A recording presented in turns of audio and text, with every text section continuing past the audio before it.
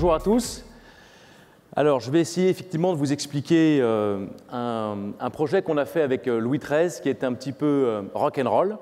Mais avant ça, j'aimerais vous faire une petite citation de Jean d'Ormesson que j'ai lu hier soir, qui je trouve très à propos avec la thématique de la culture. L'espace change, l'univers se dilate, et la seule chose qui ne passe pas, c'est ce qui passe sans cesse, le temps.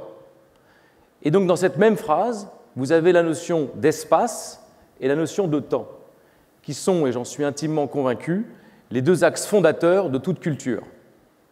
L'axe espace et l'axe temps. Mais c'est de l'axe temps dont j'aimerais vous parler ce matin, parce que je suis aussi intimement convaincu que le seul vrai luxe, c'est le temps. Tout s'achète aujourd'hui. Vous pouvez acheter une île, vous pouvez acheter un iceberg, vous pouvez même acheter l'amitié, mais la seule chose qu'on n'achètera jamais, c'est le temps. Et donc, ça nous amène à se poser la question, qu'est-ce qu'on fait avec ce temps? Comment est-ce qu'on joue avec ça? Toute marque de luxe devrait se poser la question, quelle est ma signature temporelle? C'est ce que nous avons fait avec Louis XIII, et la signature temporelle de Louis XIII, quelle est-elle?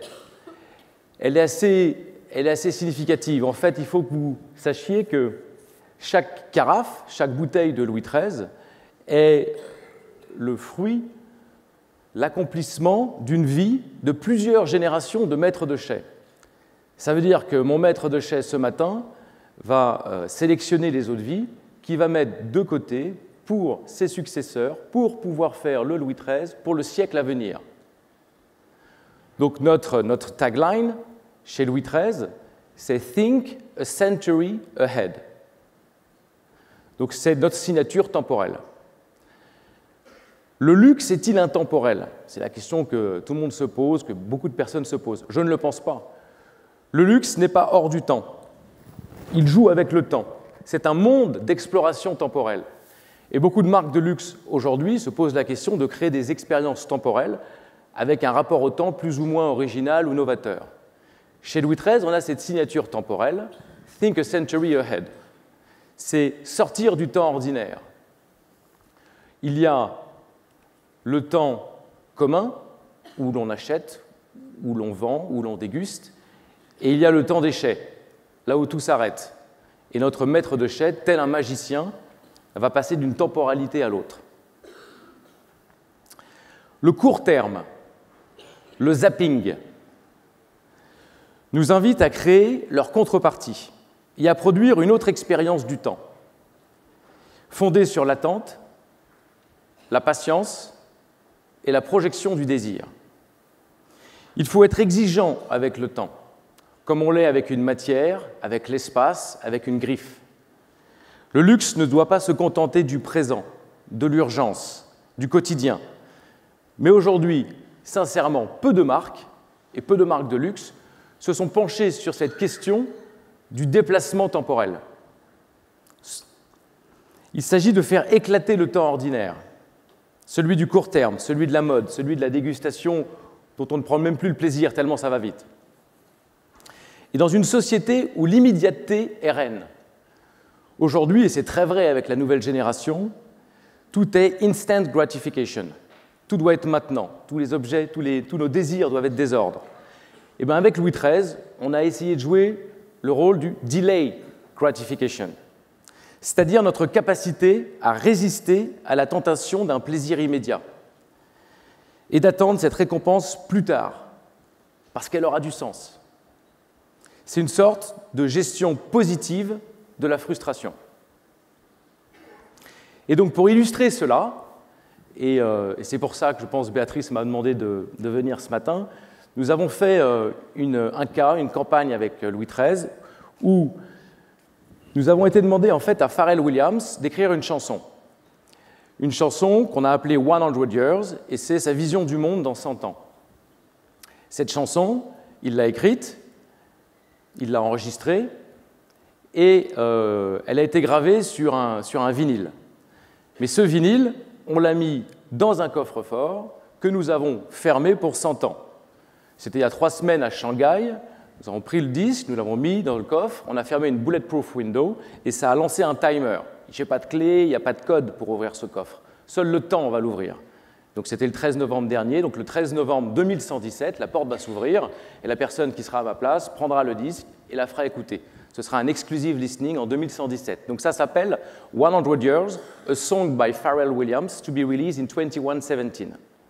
Ça, c'est vraiment pour vous montrer cette gestion positive de la frustration, ce déplacement temporel. Mais on a ajouté une chose sur ce projet-là. On avait fait un peu en fait, la même chose avec John Malkovich il y a 2 ans. On avait fait un film que personne ne verra jamais, en 2115, l'official release. Mais là, ce qu'on a fait, c'est qu'on a ajouté 3 mots qui sont « if we care ». Hashtag « if we care ». Parce que le disque, en fait, on l'a fait, ce vinyle, avec la terre de Cognac. On a été creusé dans les vignes, on a pris la terre et on a fait ce vinyle avec notre terre.